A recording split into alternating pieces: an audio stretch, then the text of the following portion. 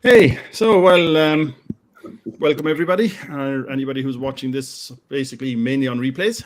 But thanks to the three people we have here today, I think we have could be quite an interesting chat. I think we've got three kind of interesting people and three different areas, and also kind of what I'm really interested in, what I want to get into at some stage is the way you're branding as well, because I think that's very interesting. So just to let you know, we have Marek from Thrills Brewing in the Czech Republic. We have Emil from Maktoob in Romania, but you're originally from Morocco, I believe. Yes, exactly. And we have Kieran from Pikeman in Offaly in Ireland. So they're all three kind of, I guess, quite small. I know Pikeman is, well, let me go back. I mean, you're kind of new. You're about a year old, is it? We are 4 months old. Okay. We're very new. I misjudged that completely. And Kieran, you're like, technically you're about the same, but really you've been around a bit longer. Who? Me? Yourself. Oh, yeah. Oh, look, my whole journey started about 9 years ago, 10 years ago. I have my equipment probably 5 or 6 years now. Selling it over the bar now the last 3, 4 years, probably selling it over my bar. With lockdown, I opened up an online store, and my neighbour is a digital marketer for a big company here in Ireland, and he said, "Oh, open up an online store." So now I've kind of got into a few different places, but I don't really have the stock. But it was before this, it was all amateur, and now I've attracted a few different guys who have put me in the right direction.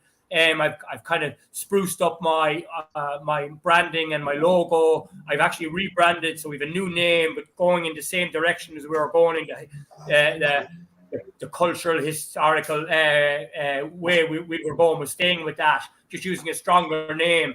And yeah, so we're just getting our beers out there now. The new branding, just getting it out there. But you were like you were brewing before under a different name, but the bar was called Pikeman. No, the bar is Sleeve Bloom. The bar is Sleeve Bloom. The bar is Sleeve Bloom. Okay, this is where I got very confused between the Sleeve Bloom and the brewing company was Sleeve Bloom Brewing. Right. Oh. Okay. But all my beers commemorated the 1798 rebellion, and we had different names. We had Pikeman Red Ale. We had Rising IPA. We had Pike Makers, and so we got this ad shot. I was lucky enough to get a lot of professionals that wanted to make an ad about 1798 because it's kind of a forgotten part of our history. It was a real anti-big business rebellion that we had in Ireland. That was a worldwide thing in the late 1700s. So we're tapping into that because the same kind of it's kind of we're seeing the results of it today. How big business has completely taken over in every and it's totally ruining the fabric of our society here in Ireland, especially rural Ireland. So it's kind of so where we're going now is we're taking our rebellion to the beer market and maybe taking on the big brands like Diageo, who have decimated the brewing here in Ireland since their clever marketing when TV came out here in 1960. But yeah, so that's where we're at. So just in case the other two of you didn't get it there, the old Diageo is basically it's Guinness is just owns everything. Okay. And kind of dominates the whole. And they're a UK-based multinational. Their head office has always been in London. They're kind of masquerading and as a so Irish company, even though but they probably are. They're Anglo, but there's no other foreign beer company so synonymous with a country, like Guinness is with Ireland. But they're so, name another one. Okay, Corona with Mexico, maybe, I don't know, but definitely Guinness in Ireland. But anyway, yeah. So Arthur Guinness was also a known informer of the rebellion that took place here in the late 1700s and 1789. So yeah, there's a lot of inspiration behind it. Yeah, no, I want to get on and file into that, but Marek, you're like talking about beers and being synonymous. I mean, obviously, Czech Republic is synonymous with kind of Pilsner. That's true, yeah. And I noticed, like, how long are you around? My brewery here in Czech we started basically the first month that we like a fully sell beer. That was the last year, December 21. And like first brew was in, I believe, August. Yeah, September. But after that was like so many, the starting, issues with everything. But yeah, we started basically half year ago with a production and yeah. Yeah, but you've gone the opposite way to Kieran there, because you, like, whenever I looked at Czech breweries and I was looking around, everyone claims to be like, we're 600 years old and we've been brewing here for non-stop for the whole 600 years and all of this, and it's all about the tradition and and you've gone completely the opposite way. You're like, I presume it's deliberate, is it? That's another thing that I started with my a brewing trainee in the UK. The first brewery was like a classic cask brewery, near Leeds in Yorkshire. And after that, I used to work for Wild Beer for a couple of years. And yeah, so that was like I've been always like a keen just for the ales and like a different style, different beers than like a lagers or pils. I'm not saying it's not good; it's amazing. It is, but it's like a little bit wider for the market or customers here. Yeah, I suppose like if that's what everyone else is doing, pretty much, you find the other market, like. Yeah, there is still like everyone trying to brew here. All breweries or small breweries, they trying to brew some ales. But usually it's like about maybe less than 20% of the production. Okay. There is just few breweries, I think maybe like 5 or 10. They brewing like mainly ales and mainly IPAs or pale ales and stuff like that. Like using like a very hoppy beers and or basically different beers than lagers in the main production. It's not many, but they are good, very good. But yeah, it's and is there not as usual? There's not a huge market in it. Well, I suppose lagers are the huge market everywhere. Really, they are the dominant drink around the world.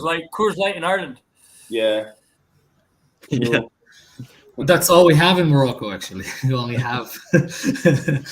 have macro brands. So basically, we have like 2 big groups. Okay. There is no craft beer in Morocco, as far as I know. There is maybe 1 or 2 brands of craft beer imported into Morocco, but craft beer as such doesn't exist. It's a huge monopoly by, let's say, 2 companies. One of them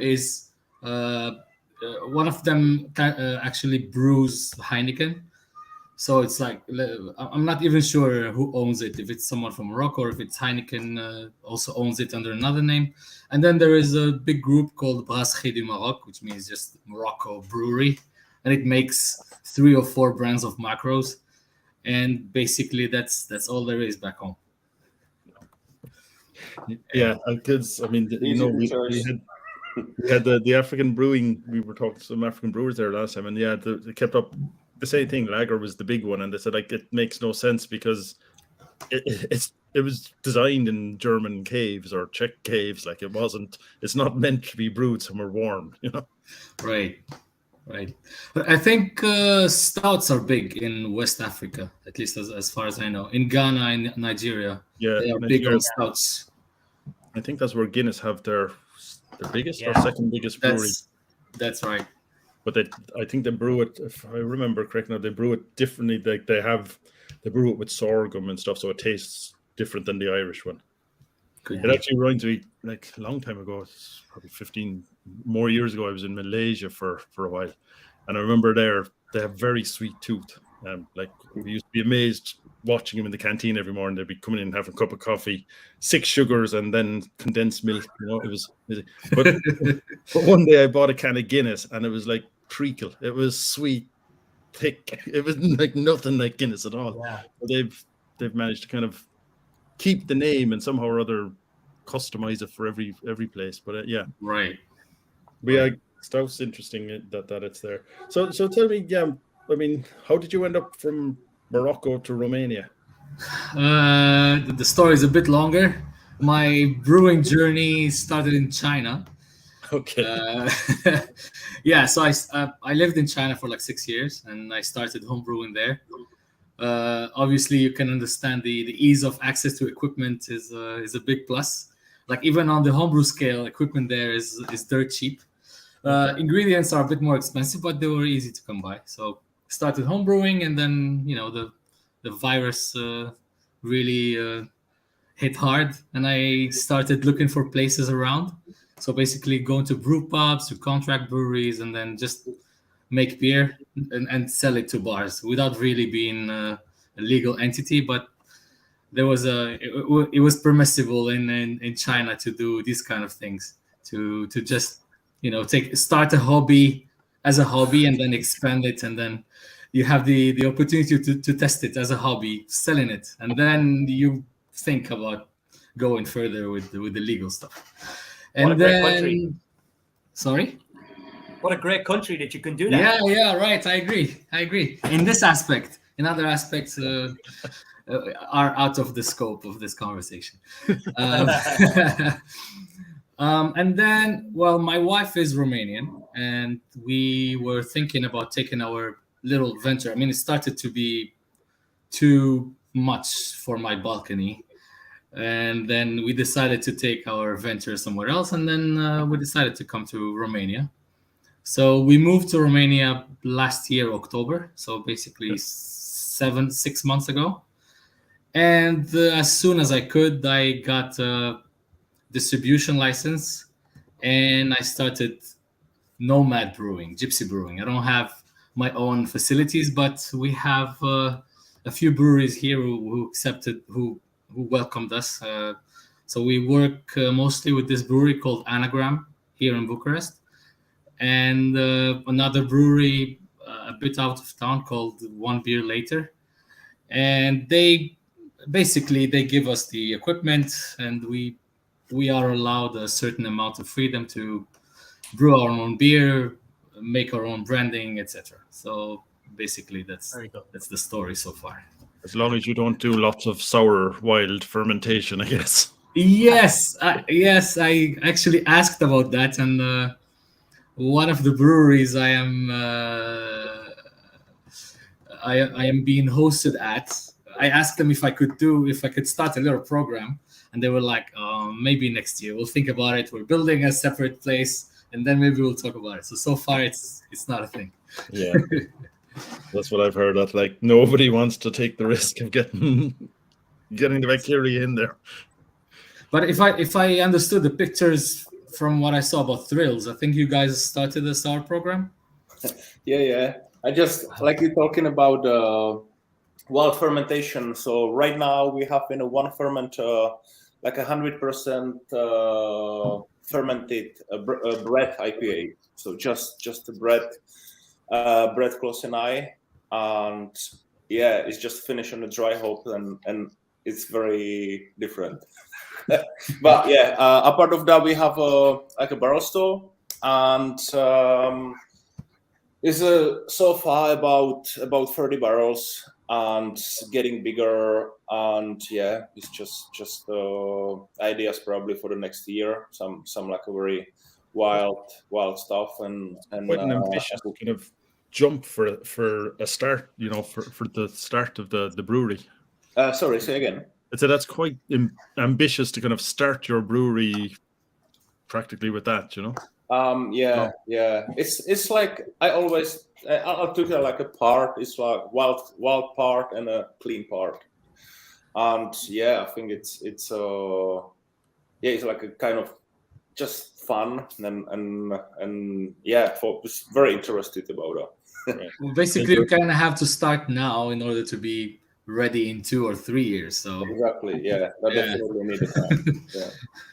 Actually, the first beer that I wanna recently that I want to release very soon. It's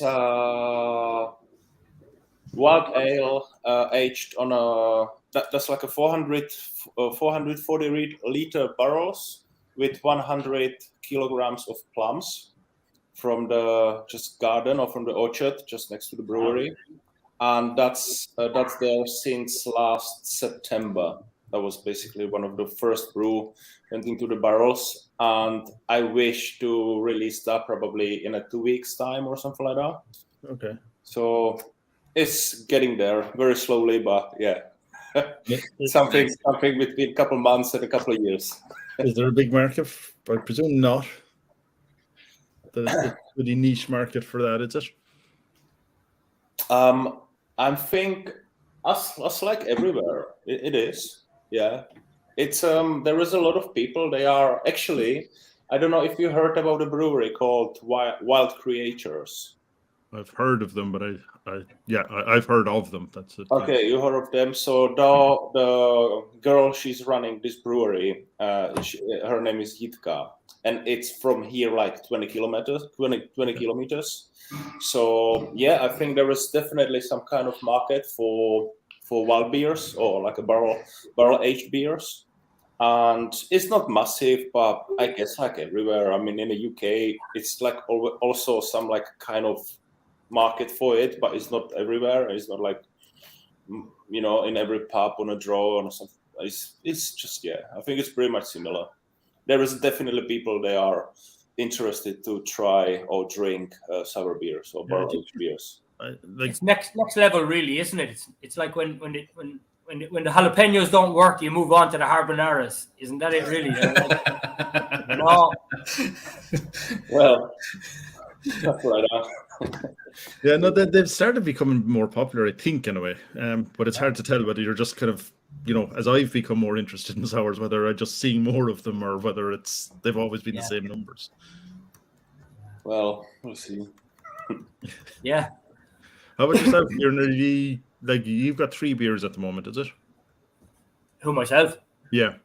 Yeah, ours are traditional. You know, I take on. Yeah, we do have a pale ale. We had an IPA, but we rebranded it as a pale ale because it's not so much a hop bomb as an IPA. So yeah, we have a pale ale. We have a traditional Irish stout. So it's, you know, it's like I suppose an old style stout. And our red ale then is, yeah, that's our flagship one. You know, Right. yeah, we're getting good reviews with them all. You know. My brewer now is studied at Harriet Watt in Edinburgh. He's a 3rd generation brewer. His father is a famous brewer called George Thompson. He worked with Brendan Dobbin. Have you heard of him, Brian? Brendan Dobbin?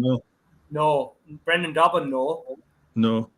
Yeah, they're legends in the brewing in the United Kingdom and Ireland. Dobbin is from Belfast. He took on Guinness in the High Court in London. He had a stout called Guiltless Stout. Did you ever hear of that? No. That one, I think, yeah, triggers. Yeah, you need to. If you don't know about Brendan Dobbin, you need to look this guy up. He's a legend. He's the second guy I met when I got into the brewing game here in Ireland. First was Peter Curtin down in the Roadside Tavern. And he introduced me to Brendan Dobbin. So he was a guy that set up breweries, but he's a legend. If you Google him, he's very interesting. But yeah, true. But my brewer studied at Harriet Watt. He's a 3rd generation brewer. Oh, unbelievable! He designed all my beers. So happy. We're getting great reviews with them. I sell them here in my pub. Most days in my pub, it's like over 50% of the people in my pub are drinking my beers, you know. And we're an old Irish pub here where Diageo has a big hold, you know, the Guinness drinkers, Smithwick's drinkers, you know. But yeah, so we stay traditional. We don't. Sours wouldn't. If I produced a sour beer here, no one would drink my beers. You know, none of my locals would come in or whatever. You know, they think my taps were dirty or something. You know. Yeah. It sounds very interesting. It makes me want to go visit and feel this kind of atmosphere at your pub. It sounds. Open invitation to the 3 of you to come stay here in my place. I have 32 beds. I have bunk beds. I have bunk beds here. So awesome. Come stay. I'll take the bottom so I don't fall out. Yeah. Oh yeah. They're like we have them like cots, so we have bars at the side of them, so you won't roll out. Just in case someone has a bit too much red ale the night before. Like. Yeah. But how you know, to make brewing a successful, you know, even to break even, to keep it going, do you think branding has so much to do with it, Brian, or do you think that? No, I suppose I feel like it's like a trade. I'm trying to learn this trade. I'm in it now, you know. I don't know how many years, but I seem to be learning everything every day, you know. And I do think that branding has a lot to do with it. Do you think, Brian, or what do you think, lads? I think from talking to everyone else, yeah, especially if you're, I mean, you can contradict me here, but especially if you're not selling in a pub, but you're selling on the shelf, you have to grab. You've half a second to grab someone's attention, and no one seems to be. I don't know if you agree if it's the same in Romania and the Czech Republic, definitely. There seems to be a thing where a lot of people who are interested in beer, but they don't want to taste the same beer twice. They want to go on Untapped, and it's the Untapped tickers. Yeah. It's full of Untapped tickers. Yeah, basically you have to, when thinking of branding, I mean, this is at least how I understood it. When thinking of branding, you want to have a bottle that grabs the attention of someone who wants to buy, of a potential client, for more than a second, because you're competing with hundreds of other beers on the same shelf. So you have to somehow attract their attention while also expressing your identity through the branding. So yeah, it's a little mind game, I would say, trying to find the right colors, the right shapes, the right positioning of the writing or of the text, stuff like that. Yeah, but I mean, because that's something I've asked a load of people, like whether it used to be, I think that, you know, the beer was the brand. I mean, in most cases, the beer was also, the brewery was named after it. So you had Heineken, but that was just the lager. If they made something else, they called it something else. And the same with Guinness was Guinness Stout, but then they made Harp Lager because they didn't call it Guinness Lager. But now it seems to be like people are buying the brewery. They're not buying, you know, they're buying the brewery and then they'll try another beer from the same brewery. That seems to be the way it's gone. Just talking to people, if I don't know if it's the same as I said where you are, but that seems to be the way things are going. The brewery's the brand now, basically. Yeah, because you also have to. Anyways, at least in Romania, the craft beer, the bars specialize in craft beers. There aren't a ton. There are like a few per city. So in order to sell some volume, you also have to find some independent bars that don't have contracts with Heineken and Guinness or whatever. And so in order to compete over there, you have to, you know, be different, be unique, be someone with a story that people want to hear. So this is the kind of things that we understood and we are trying to apply. That's why I find it so interesting. Like, I mean, you've obviously using the Moroccan branding and the Moroccan, you know, it's not Romanian, but right. Well, so but we also it's helping you or it's hindering you. I'm not sure yet. I mean, again, we're super new, but so far it looks like it's kind of working. But at the same time, because we are developing this brand, thinking of being ambitious a little bit, imagining that we're gonna soon be exporting and then hopefully export back to Morocco, which is our main goal. Okay. But we also are using more like pop elements from pop culture from Morocco, and we're trying to avoid the millennial culture 1000 night kind of things that everyone hears about. You know, we're trying to stray away from those stereotypes and present some a different side of Morocco that also kind of resembles Europe because of how close we are from Europe and how many things we share with Europe. And so our labels look maybe a little different, but they're still familiar. It's not completely insane, I would say. Yeah, so it's like you said, it's a modern Morocco. It's, I suppose, an Irish term. It's not the Didi flute player. It's no, exactly. Yeah, I don't want to be. I don't want to be seen like. Disney caricature or something. Yeah, exactly. Playing the flute, charming a snake, those kind of things. Yeah. So Yeah, that's why, like I said, it's interesting that you're playing that up as that side, and both Kieran and yourself, whereas Thrills are going completely. We are, that there is no way you would know just from your label. I haven't seen the individual bottles, but your brand name. But there's no way you'd be able to say that is Czech. I don't think. Well, that's true. I think it's quite like a nice connection with like a branding and a brewing, especially with this like a craft brewing or artisanal brewing. I really like that different things and like new ideas.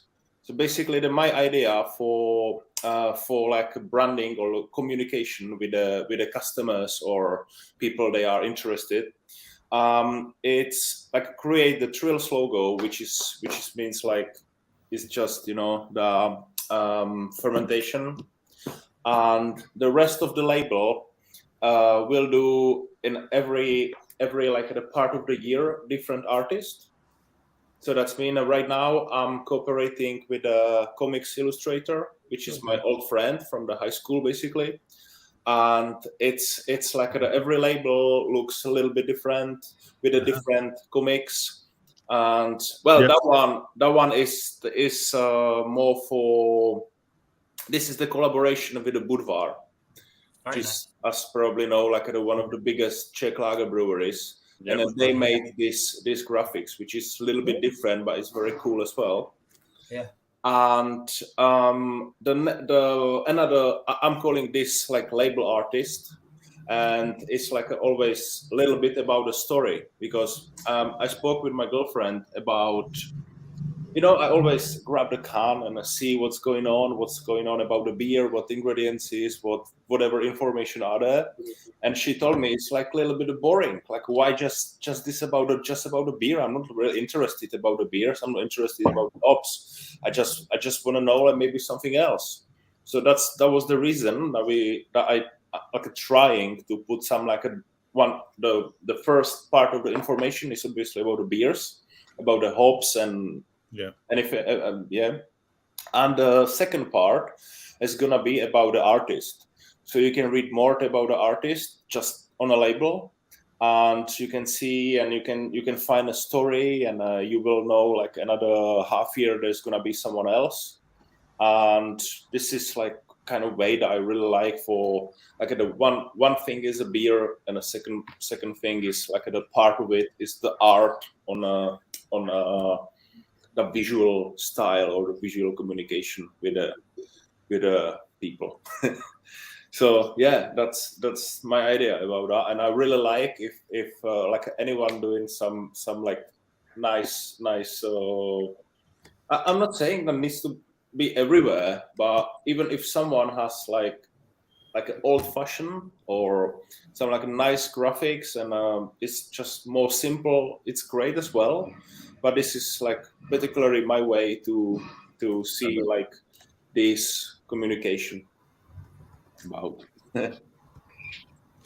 So just talking about that, all your stuff, is it in bottles? At the moment, yes, but I'm finishing the bottles very soon, and we're starting with cans. Okay. The thing was, the first package I have done was cans, but I had issues to like buy cans. There was very very hard to get some cans, and if there was the chance, that wasn't any good condition, and that wasn't like wrapped and packed properly the pallet of the cans. So I made a decision to change it for the bottles, and right now is the situation better. So I'm going back to cans again. Yeah, because sorry. Yeah, no, I was saying that gives you more space for to stand out than your brand. Like when you're doing graphics, it gives you a lot more space. Yeah, exactly. And even I think the bottles are not good. It's just heavy and complicated with everything. But that wasn't like for me at that time. Was like the only thing that I liked. So yeah.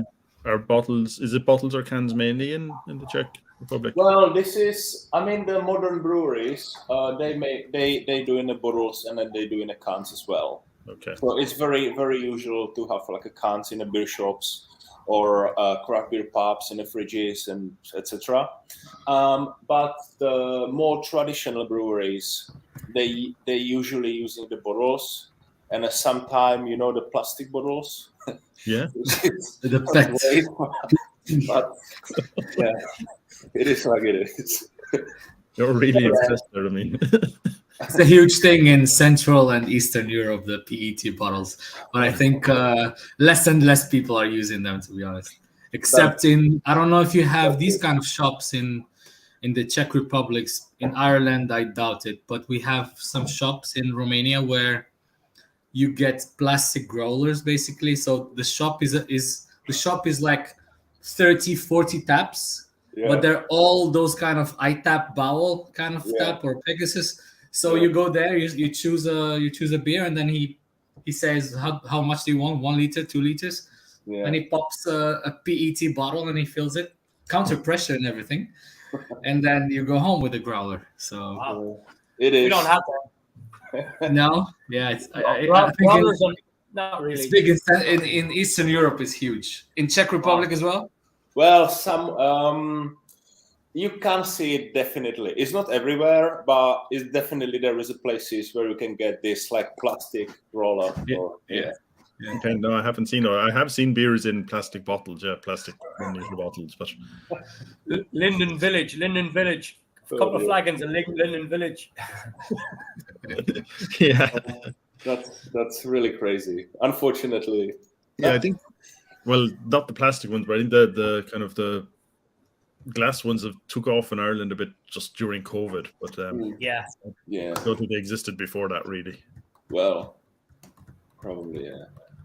I was up in Wicklow Wolf there recently, and I got a couple of growlers up there, off a big enough brewery, up in Wicklow. Oh, they were lovely. Now they were glass growlers. I have them somewhere. Yeah, but not. I'm going to start doing them myself now. Growlers. Right. Do either of you guys sell at your brewery, or do you just sell it at other outlets? Do you sell at your? No. Bit of both. It's like I'm selling here as well, but it's few people, like a few locals, they come in over for beer. Sometimes someone popped in, buy some bottles, but not mainly. Mainly is going to the bottle shops or or bars. Yeah. Same here. It's mostly bottle shops, bars, online. At the same time, I don't have a brewery yet, but but having a tap room is not something I'm not thinking about. Yeah. So if it happens, that would be a great thing. I think tap rooms are something that allow you to build a community around your brand, not only sell it outside. And so, that's something I would be looking forward to have before having a brewery. Actually, I think it's more important for my kind of business model. Right. Yeah. It feels so good when you see people drinking your beer in front of you. It feels so good, they come in to buy it. It feels so good, Yeah. And you can tell, and you can tell them what it's about then as well, and why it's that type of beer and why you use those ingredients. Yeah. And let's face it, the margins are higher as well, aren't they? Oh yes. Oh, please. Being a bit mercenary about it, like. No, the margins are very small when you sell to outlets, but that's why you need many of them to make some volume. So it's not. It's definitely easier with a bar system or a tap room.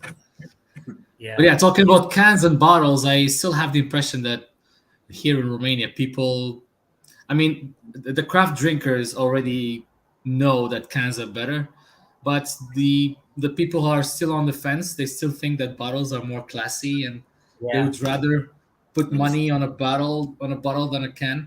So I think in a place like here, the smartest thing would be to have both cans and bottles for different kinds of beers. Basically, like your flagship would be in bottles, and then your special things would be in cans, kind of something like this. But yeah. So would you bring over a canner from China, Maktoob? Would you buy a canner over in China and bring one over? I cannot now. What are you thinking of? You have good contacts in China, right? Yes, I do have contacts. If you need some fermenters or something, I can help you with that. Canners, I'm not sure I know of any very good recommended canner in China. It seems to be a thing that I haven't heard many good reviews about. Like, I know some breweries in China who have American or English canning machines, but the bottles are fine. But for some reason, the canning equipment is not maybe up to point yet in terms of we're talking DO numbers and everything. So that's as far as I know. Okay.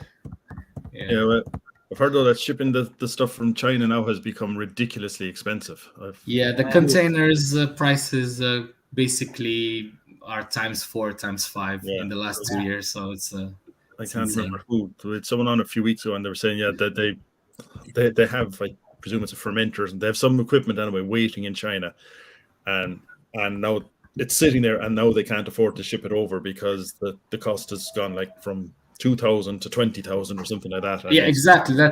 Those are exactly the numbers. Like, it's insane. So unless you're buying a full system with a brew house and everything, it's not worth it to ship two fermenters anymore. It just doesn't make sense. It was possible before, but not anymore. Yeah. Well, what about you, Marek? Where did you source your equipment? I mean, since you opened recently, you must have opened it. You must have bought stuff recently, right? It's basically made locally. It's from guys. He's running like manufacturer and making those fermenters or even a brewing kit. And I really like this cooperation because I made a project of like how the brewing kit's gonna look like and how the brewing kit's gonna works.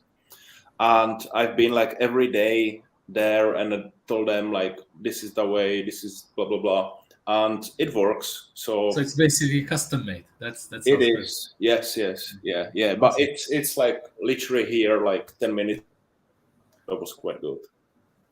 Cool. Yeah. But yeah, I think I were very lucky with the prices because I paid the deposit and I paid for some things, and like 1 week later, everything like a material like stainless steel and everything like just priced up and like that was like I bought a 4,000 liters fermenter for some money, and like 2 weeks later the guy who sold me that got offer for like a double price, so that was good. 4,000 liter. Yeah, not for him really.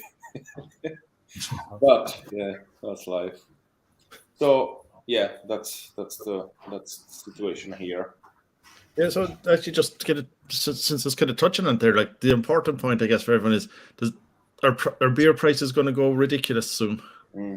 Yeah, I think it's already gone up. I mean, the malt prices, at least they went up just in the beginning of the year. So even before the war in Ukraine, the maltsters we use already announced from January, hey, these are the prices for this year. They're like 10-15% more. So yeah.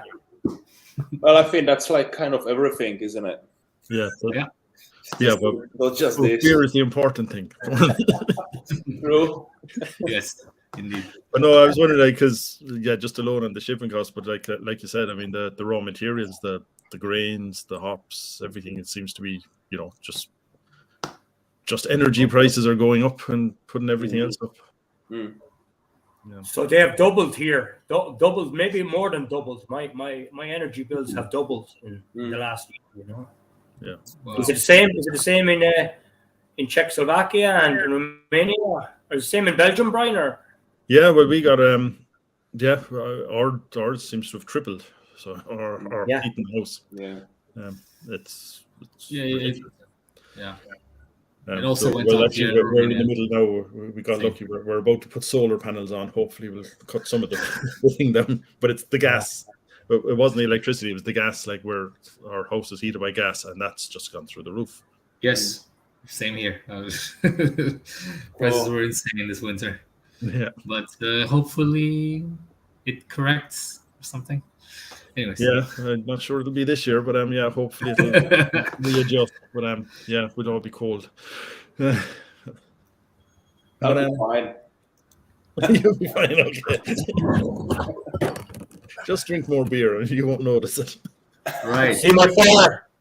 Oh, you won't be allowed to have a turf fire, though. That's a will you? timber fire. Oh, timber. Ash timber.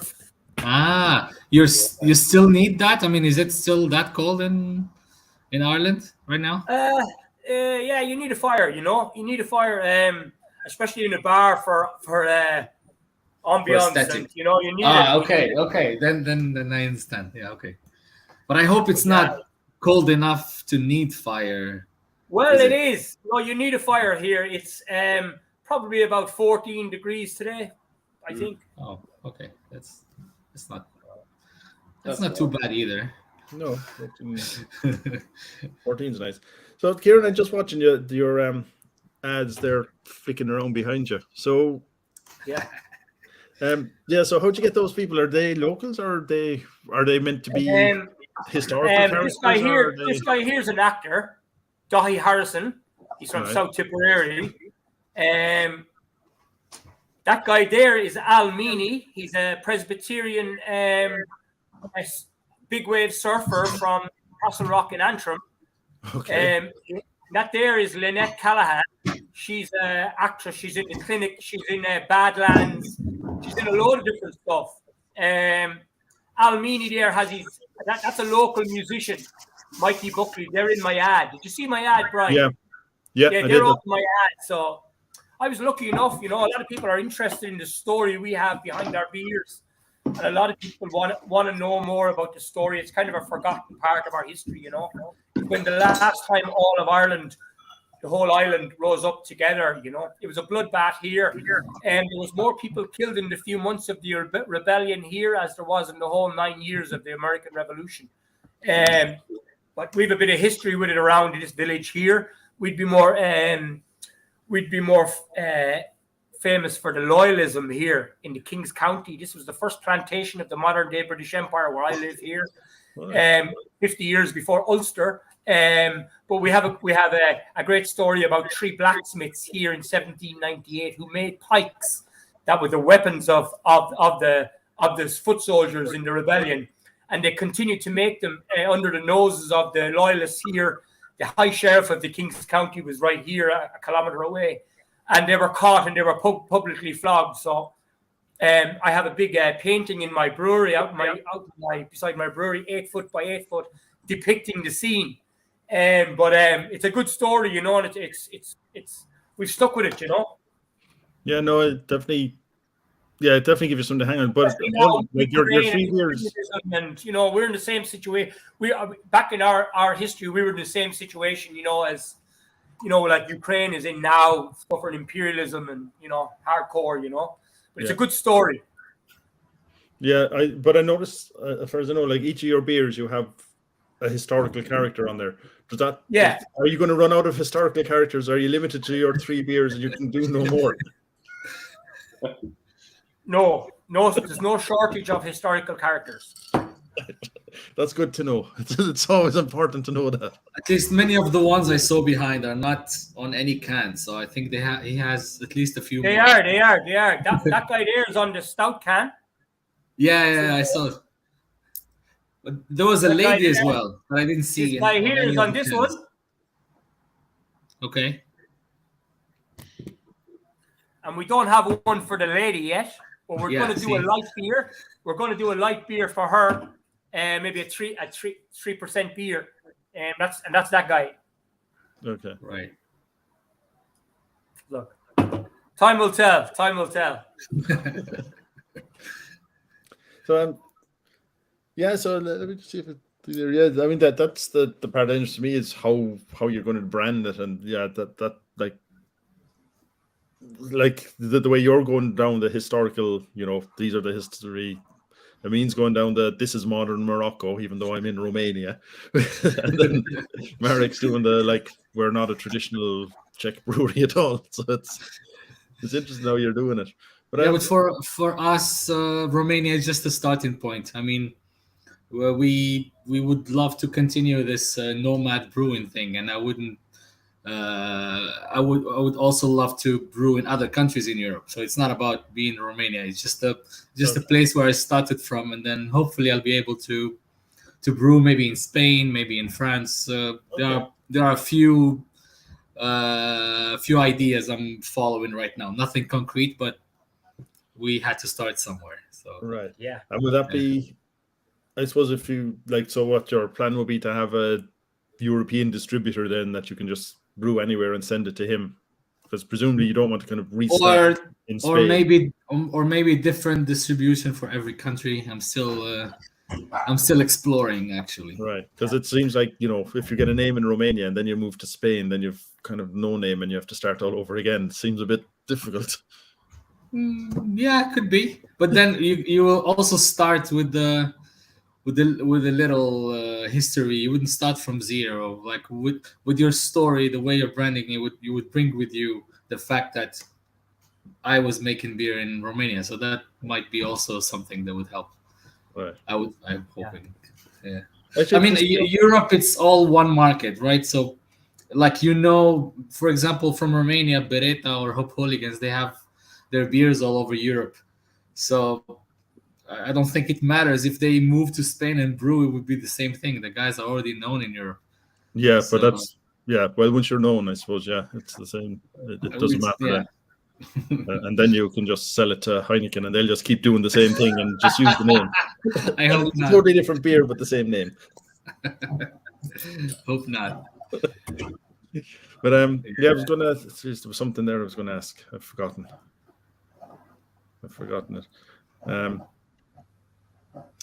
Okay, I'm gonna ask something Okay. while you think of your question. I want to ask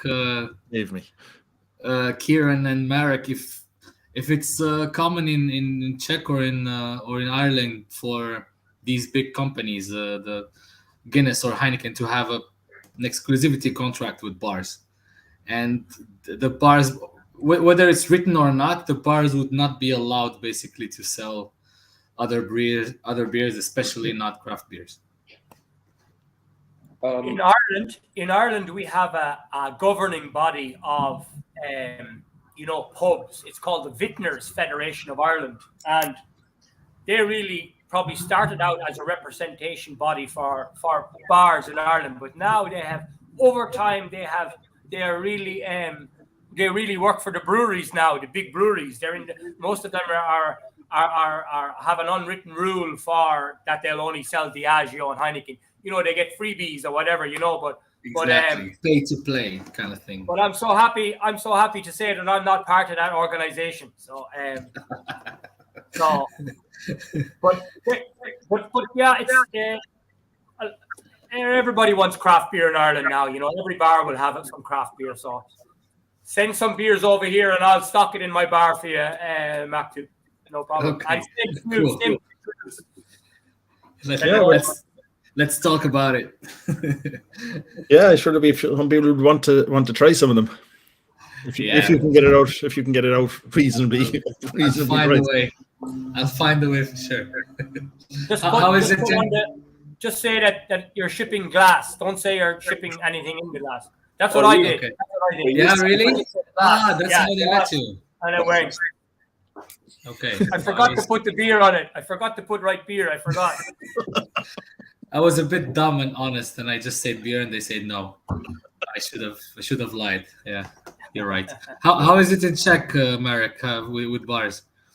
Well, I think the majority of all bars are contracted with someone, but there is still a lot, and getting more and more free houses or independent bars or just brewery taps or just the places with more taps. I don't know, like a 4, 6, 10, 20 sometimes.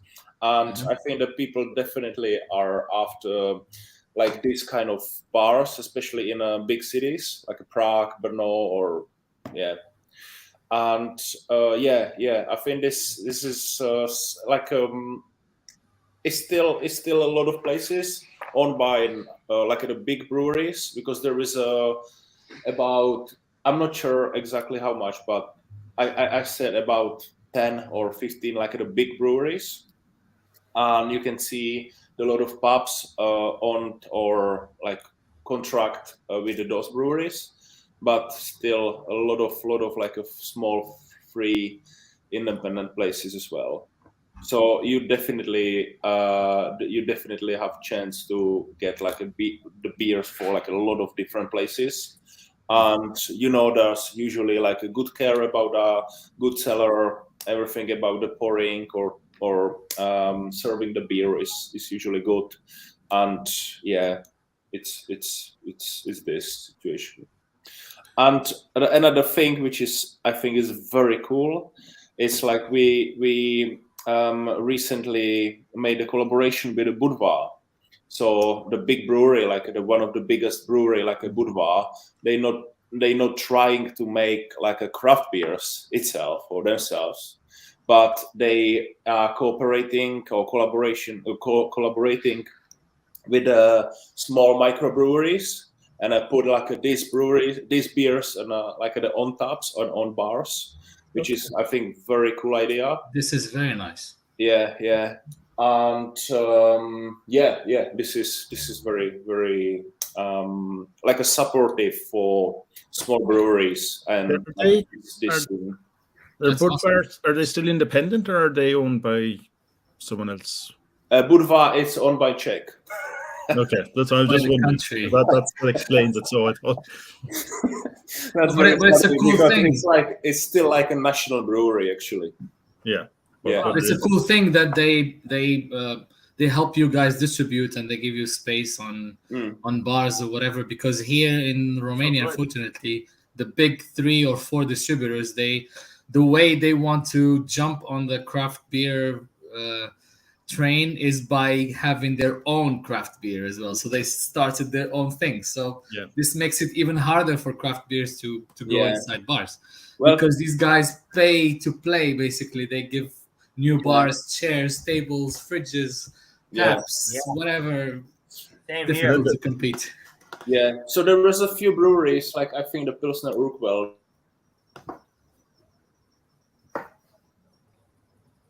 Hello? Yeah, I think he froze there. Yeah, he might come back in a second.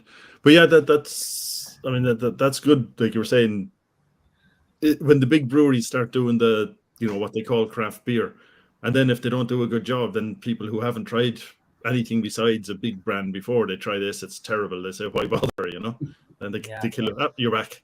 Oh, sorry. But everything changed. Keeps it interesting. You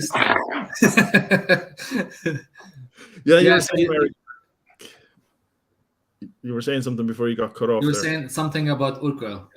But I actually, what was the last bit that you hear? There was something about Pilsner Urquell.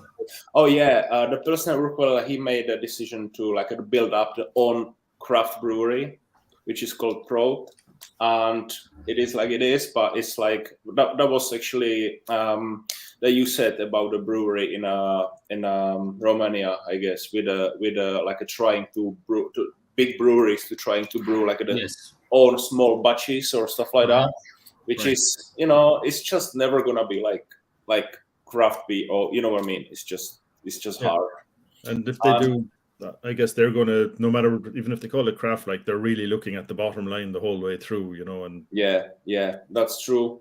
And I think this decision, the Budvar way, like a support and a collaborate with the small breweries, is just, that's perfect. It's just they make money, you make money, everyone makes money. It's nice. Not like just me. Somewhere or other I can't see Diageo doing that either, but No. They're not known for supporting others. No. Don't mention it. Don't mention Diageo. Don't mention. Okay. And I also wanted to ask about distribution in your country. Are there local distributors that buy in bulk from breweries and then distribute to bars, or you guys just self-distribute and have that direct relationships with bars? Well, we're doing everything because we are very, very small production at the moment. So everything sorting. We have a brewery tap in Brno and a few places in Prague and more places in I can say around the Czech Republic. But it's mainly cities, and we're basically doing the deliveries by us. Yeah. But there are there are definitely distributors, and it's everything about like just some cooperation again. But I think it's for this like a size of production, it's quite cool to just do that by us. Yeah, you were saying, Kieran, you're doing the same. Is it you're doing it? Yeah, I'm doing the same. Sure. Yeah. Yeah, I've tried to get in with a couple of distributors, but really, when I look back, I was running an amateur operation really with my branding and whatever, but now, yeah, we've rebranded, so we're hoping, to go another step forward to maybe getting a distributor, on board. Yeah, just touch. I think you might have touched on this before. Like this decision to kind of rebrand and that it's obviously. But was that driven a lot by COVID? Like, were you selling in your bar and you didn't need the external sales, and COVID kind of drove you to it, or? No, just it was the ad that we got shot. We shot this ad and everything. It was a pretty professional ad, so we came to the stage of putting my branding and logo on it, and they were saying then, "Oh, look, that's really amateur. We can't put that with that." So it's a good chance to rebrand and maybe strengthen the brand. So okay, I went along with it, and I'm happy. Yeah, no, the ad's good. So the ad came first, and then that forced the rebranding and around the ad. Okay, that's interesting. Yeah. How about you guys? Are you doing much advertising? Or are you just relying on it being in the shops and kind of going around personally and telling people about your stuff? Basically. Yeah. But for me, I try to make events every 2-3 weeks. Mini tap takeovers, meet the brewer, collabs, these kind of things. Like for example, next week I'm going to another city, Timișoara, to release a new beer that I made in collaboration with one of the breweries there. So I feel this is one of the things I can get to be a little bit more known by already tapping in the customers of the said brewery, and also by going there to that city, I have the opportunity to talk to new bars and then try to get our beers there, because also we don't have there's no distributor in Romania specialized in craft beer, so basically everyone self-distributes. Okay. But it helps sometimes that, for example, breweries from a city would ship together to another city, and then 3-4 bars would divide among them the beers that we ship together. So that's something that helps. At least that's something that people here are open to do, which I think helps. It sounds like it's a very small, very collaborative scene, though. But sounds like the cozy is probably making it sound too small. But you know what I mean? Like everybody seems to be. It is small. I mean, it didn't take me much to meet and be friends with the biggest craft breweries in Romania, because it's so small. Like there's always someone who knows someone, and then you get introduced so easily, and then they're open to help or give you space, or each one with whatever they can do. So like some people give us the space to brew, others promote us in their bars, others collab with us. So yeah, it's nice like that. How about that, Kieran? I mean, the scene in Ireland has grown a lot, obviously, over the last couple of years. There's there seems to be a new brewery coming out every couple of months now. Do you find Yeah, it I like, don't know how many in Ireland now. I think it could be. Is there just under 70, or is there more? I don't know. like that? I So don't many know. whiskey places. Yeah, like And so many whiskey places as well, yeah. But like, really and truly, every bar should be making their own beer, Like every restaurant should be making their own food, That's the way I look at it anyway, Yeah. I've been selling beer for over 45 years. I grew up in a bar. My family have a bar. We had 2 bars when I was growing up. And I've worked in 32 bars or in 6 countries. So I've been selling alcohol every day of my life. And it's just, it's soul destroying thinking that every bar in Ireland is selling a foreign beer brand, a foreign company's beer brand here in Ireland, instead of, embracing and maybe getting back to the craft, It's terrible the way it's going, I hope it changes, But it seems to be turning. But that's one of the things. Yeah, I don't know whether you see it in Romania. But is there are people buying your beers? Or are they more interested in them because they're local? Are they more willing to kind of support local beers or local brewers? A lot of people want local now. That's what How about that, Marek? You said you're selling some beers directly to locals, but are people looking for local beers? Yeah. I mean, there is a lot of like groups of people. They are absolutely crazy about everything that is new, and they just texting and they want to visit you and they want to go inside and have a look, and which is great.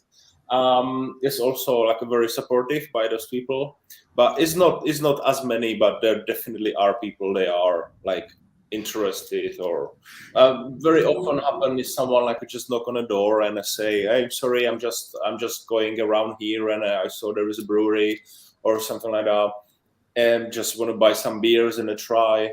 Because there is also like the tourist footpath around here, and this area is kind of like touristy. It's very attractive for many tourists all around Czech. So, or like posh bikers or just walkers. I'm the same here. Yeah, that's good. Yeah. They fit the demographic to craft beer drinkers, don't they? The bikers and the people coming to town. Yeah. Yeah, actually, just thinking about it, because like you were asking, I think it was Amin, you were asking about the ownership of the bars and who gets the distributorship, because that was one of the things. Last year I was talking to Killarney Brewing, and they were saying like Killarney, Lakes of Killarney, if you're not aware, it's huge tourist area. Like it's just that the town is just like 10 times the population, 10 times more tourists than live there. Basically, it's if not 100. It's a huge tourist area, and they said that was the reason they got distributorship into the bars, because every tourist would come in and say, "What's the local beer?" And they'd say, "We don't have any."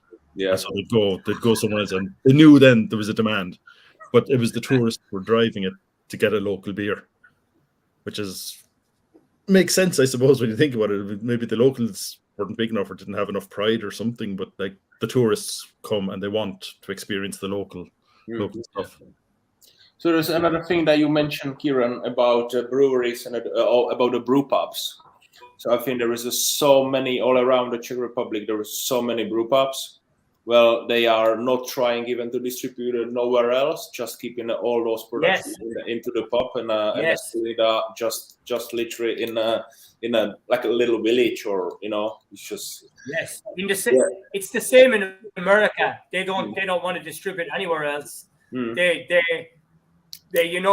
have come to terms with the fact that they're pissing against the wind, trying to make it big. That the big breweries have it so boxed off. They have it so sewn up, that's very popular in America as well. Yeah. So for the number, I think in a Czech is like maybe about 6 or maybe 650 breweries total, which is very small country. It's just I think the production brewery, the brewery they selling somewhere else than on like a on place. There was maybe like a 40 or 50, not more. So it's very, very common around here. Yeah. Do you think in a brew pub allows you to have more focus on one or two beers then, or like are you out of the thing of having to produce a new beer every week because you don't have to get it onto the shelves that people are coming into your pub?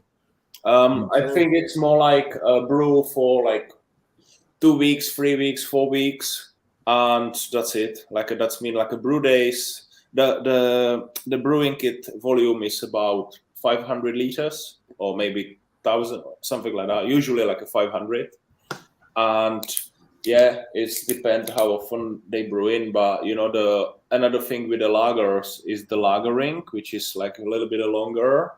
The conditioning slash lagering, but still it's like just a couple brews a month. Yeah.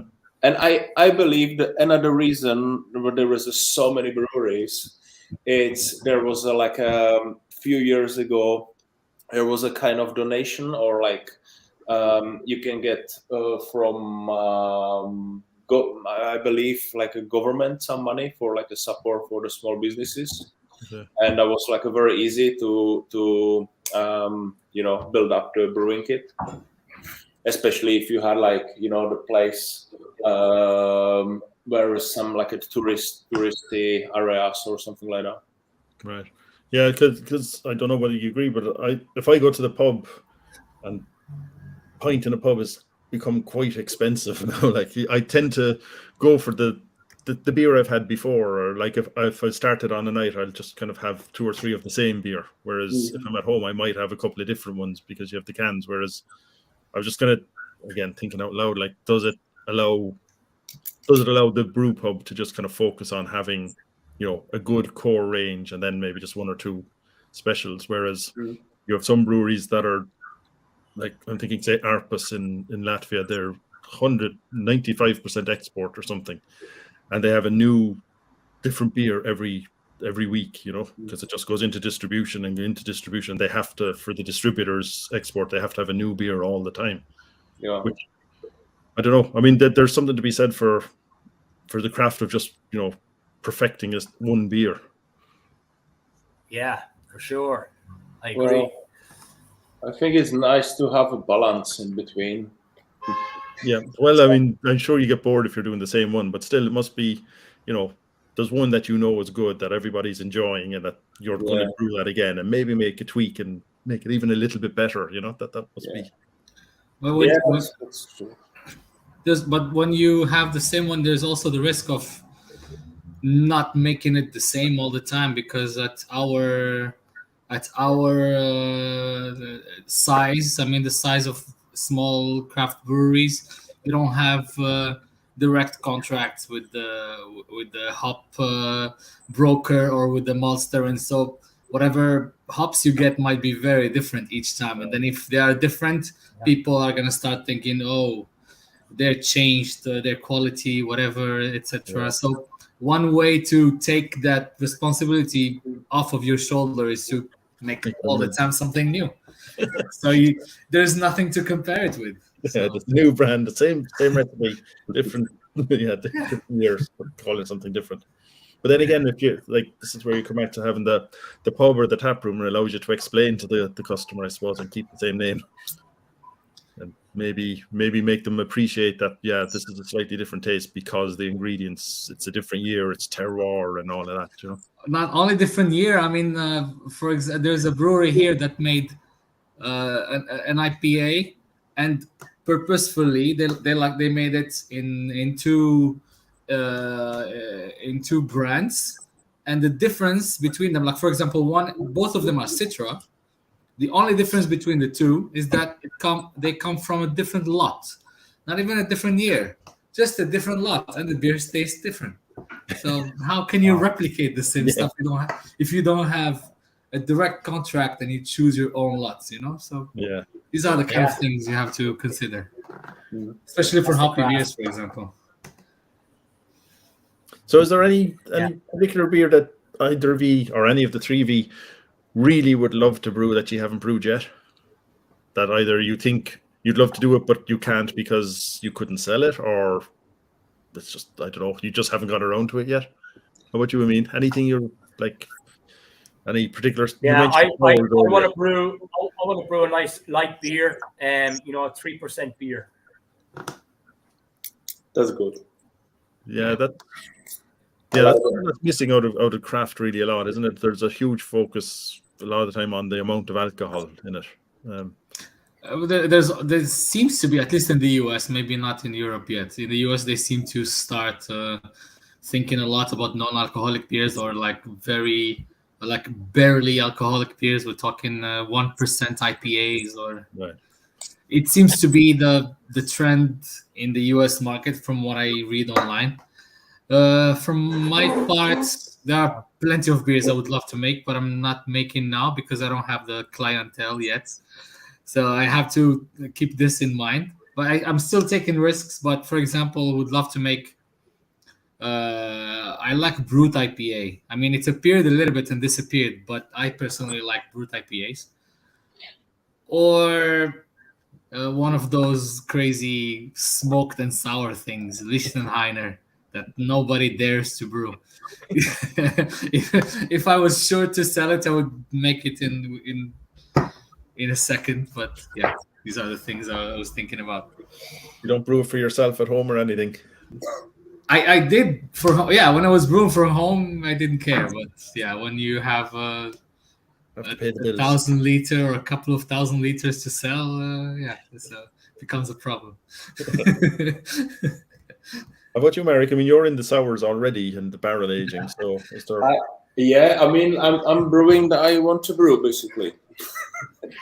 so it's always new ideas. Always great to meet new people for more inspiration or whatever, which is always great.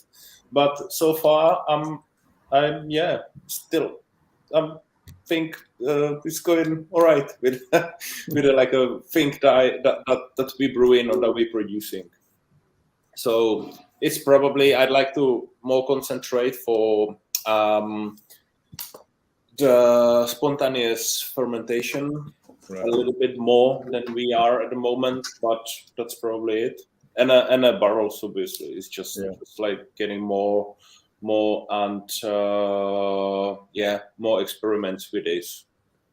Yeah, are you blending a lot with the barrels, or are you just doing what comes out of what goes in the barrel, or have you been doing it long enough? Yeah, the plan is definitely to blend, but so far the plum wild ale that I mentioned, that's gonna be blended as well. And so far we needed more time. Right. Basically. Send me a bottle.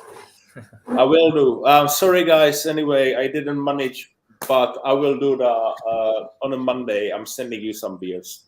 Okay. Yeah. Because I really just sorry. No, we should all be polite here and say, oh no, there's no need. But let's get down to that. I'm not gonna say that. I'm just gonna say yay. I've got to go to work now, man. All right, I think maybe we should we're here an hour and a quarter anyway, so maybe we should start ending up. Is there anything I should have asked you that I didn't ask that we didn't cover that you really wanted to talk about? I don't know. It didn't come in the conversation. I wanted to mention that I am trying to explore my heritage and beers that could have been traditional if brewing existed in Morocco, but then since it didn't exist, I'm trying to imagine what beers would have happened 2 centuries ago, and I'm trying to make something inspired from that. Okay, so basically, I'm using ingredients that are used a lot in Morocco. For example, mint, wormwood,